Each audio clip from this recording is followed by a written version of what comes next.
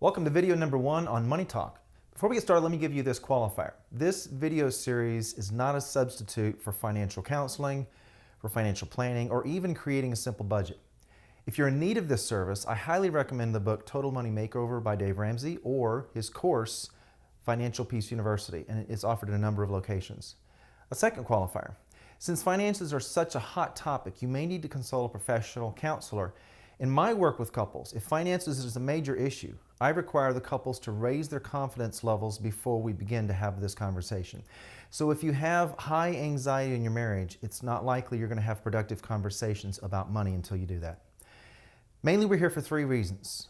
Number 1, conflict is always the top 3 reason for divorce. 2, money conflict is one of the big 4 conversations in counseling. And the third reason is many couples struggle to resolve financial issues. These videos are intended to give you another perspective on how to talk productively about money-related issues in your marriage.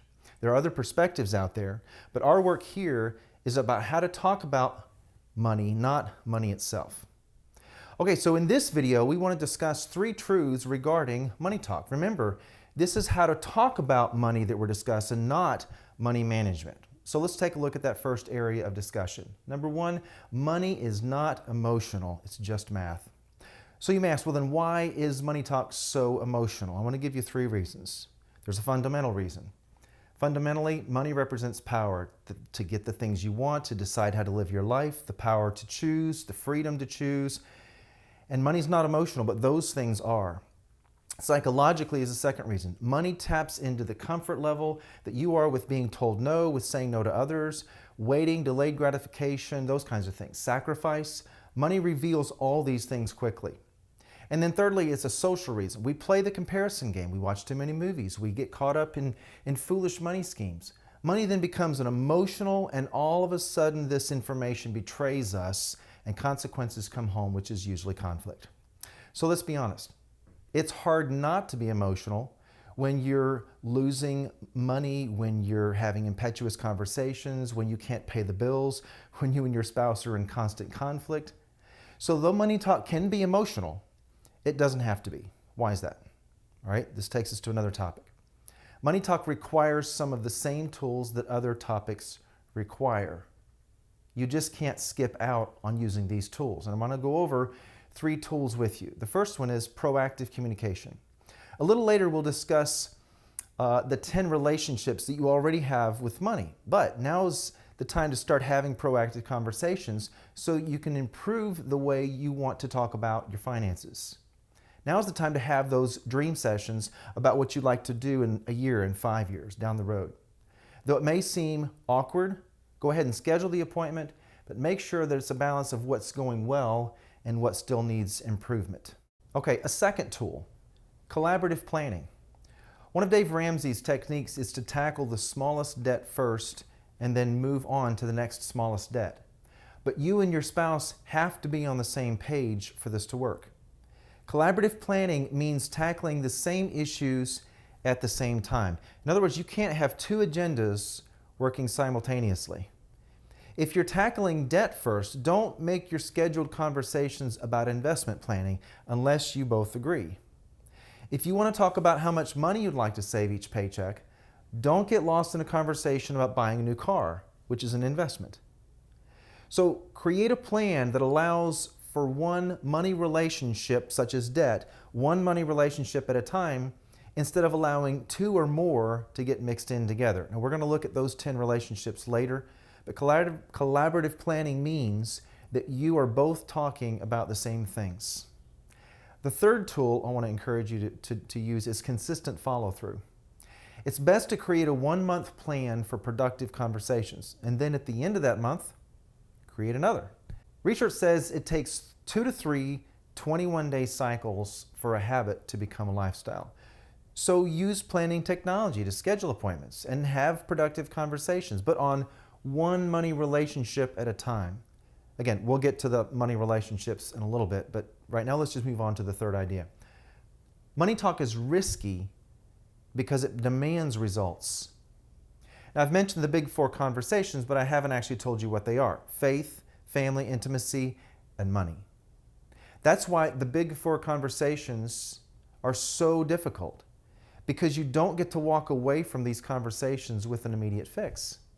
So to lower the risk, you have to lower the expectations and then specify direction with a plan. Let me give you an example here. Here's a specified plan if you want to improve your financial picture. Stick with me on this, okay? Number 1, make an appointment with a financial planner. Number 2, show up at the appointment. Number 3, answer questions about your finances. Number 4, formulate a budget. Number 5, hold regular conversations about your goals. An entire month of intentional planning can go by and all you've done is set up a budget. But setting up a budget's not enough. You have to talk. You have to talk about your experiences, your expectations. In other words, when your spouse brings up the subject of money or budget that you both have agreed to, thank them instead of arguing with them. Now, let me give you a word of caution here. One of the quickest ways to erode trust in a relationship is to punish someone for doing the right thing. Having the budget is a right thing. Honoring it, talking about it, reminding each other about it, pointing out inconsistencies, working together, reworking it, all of those are right things. But because money has multiple layers of implications, it can be emotionally charged. Make sure you don't punish your spouse for doing a good thing when it comes to your finances. Don't allow emotionally charged conversations to ruin a relationship. Remember, fundamentally, it's about freedom and choice. Psychologically, it's about character and work ethic. Socially, it's about examples and expectations of others without comparing yourself to other people's situations. So let me tell you a story. I had a client recently who's 20-something, wanted to move out, buy his own car, hang out with his friends on a regular basis on the weekends, and by the end of the month, he was always broke. All 3 layers in this example were transgressed. Fundamentally, he still lived at home and he lacked certain freedoms. Psychologically, he was living under the illusion of adult living. And socially, he was constantly comparing himself to his independent friends. If you're unaware of these dynamics when it comes to money, you will stay locked in an unproductive conflict. Let me suggest an exercise for you and your spouse. Come up with a personal example where you have allowed one or more of these three areas, fundamental, psychological, and social, to influence the way you spend money.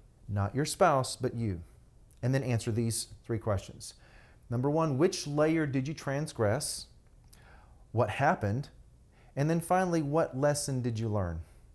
Use this exercise as a means of learning something about your spouse. Don't be afraid to be vulnerable and really listen to what each other is saying.